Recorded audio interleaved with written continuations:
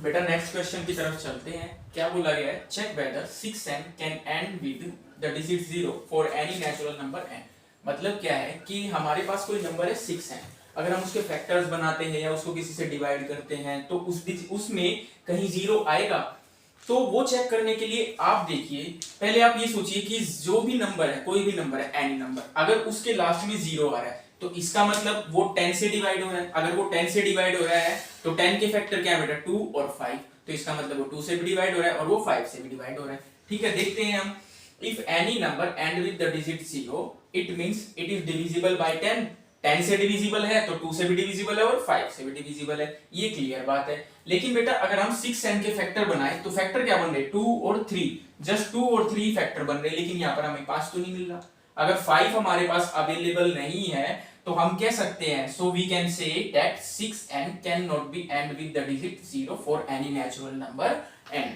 ठीक है, अब नेक्स्ट क्वेश्चन की तरफ चलते हैं। क्वेश्चन नंबर 6 क्या बोल रहा है, explain why 7 into 11 into 13 plus 13 and 7 6 5 4 3 2 1 into 1 plus 5 are composite number। तो हमें बताना है क्या ये कंप्लीट नंबर और ये कंप्लीट नंबर कंपोजिट नंबर है या नहीं है। तो पहले मैं आपको एक बार इंट्रोडक्शन पार्ट पे लेके चलता हूं। वहां पे मैंने आपको बताया था कि प्राइम नंबर्स कौन से होते हैं, जो एक तो खुद से डिवाइड हो और एक 1 से डिवाइड हो, यानी कि उनके दो फैक्टर हो, 1 and itself. On the other and composite number कौन से हैं, 1 इटसेल्फ से भी अलग जिसके फैक्टर्स हैं वो कंपोजिट नंबर्स होते हैं। ठीक है, तो हम इसको लेते हैं बेटा 7 into 11 into 13 plus 13। तो यहां से देखो आपको 2 टाइम्स कौन दिखाई दे रहा है, 13 दिखाई दे रहा है, तो मैं 13 को बेटा कॉमन मान लेता हूं। ठीक है, लेट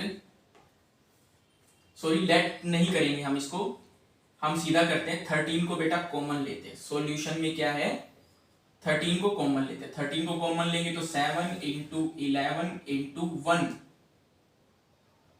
प्लस 1।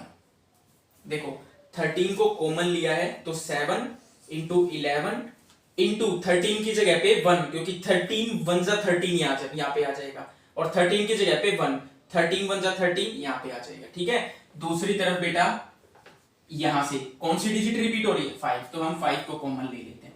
तो 7 into 6 into 5 into 4 into 3 into 2 into 1 plus 1, sorry 5 यहाँ पे भी था ना, तो हम इसको भी क्या करेंगे बेटा 1 करेंगे। ठीक है, अब इसको सोल्व करते हैं। तो पहले इसको सोल्व करते हैं बेटा। तो 13 के इसके फैक्टर क्या हो जाएंगे, एक तो 13 है, ब्रैकेट का मतलब मल्टीप्लिकेशन होती है, इसको मल्टीप्लाई करते हैं। 7 11 जा 77, 71, 7 को 1 से मल्टीप्लाई करेंगे तो 77 प्लस 1 78। तो इसके दो फैक्टर हो गए बेटा, एक 13 और एक 78। साथ में 1 तो सबका फैक्टर होता ही है अगर देखा जाए तो। यहां पे आते हैं तो 5 इंटू, इसको मल्टीप्लाई करते हैं बेटा, 7 6 जा 42, 42 1 जा 42, और इसकी मल्टीप्लाई करते हैं बेटा 4 3 जा 12, 12 2 जा 24, 24 1 जा 24। तो 24 की मल्टीप्लाई हम 42 से कर लेते हैं। 42 से अगर हम 24 की मल्टीप्लाई करते हैं तो 4 2 जा 8, 4 4 जा 16, 2 2 जा 4, 4 2 जा 8, 8 10 10 क्या आ जाएगा बेटा मेरा 1008 प्लस 1। तो 5 इंटू में 1009। यहां पे भी हमारे पास दो फैक्टर हो गए, एक 5 हो गया और एक 1009 हो गया, और तीसरा फैक्टर बेटा 1 तो होता ही है। तो हम ये बोल सकते हैं कि जिसके भी मोर देन 2 फैक्टर्स हों वो सारे कंपोजिट नंबर हैं। तो यहां पे देखो इसके भी 3 फैक्टर है, इसके भी 3 फैक्टर है, तो हम क्या कह सकते हैं, सो above numbers are composite numbers।